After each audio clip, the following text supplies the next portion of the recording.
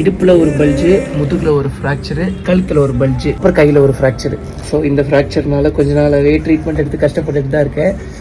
அவ்வளோதான், almost சரியாகிற stage. அண்ணன் தான் வந்து பண்ண டாக்டர். ஸோ அண்ணன் தான் வந்து பண்ணால் அப்படியே கொஞ்சம் கொஞ்சமாக பரவாயில்ல. இப்போ நிறைய ரெடி ஆகிட்டோம். ஏன்னா ஸ்டார்டிங்கில் உட்கார கூட முடியாமல் இருந்துச்சு.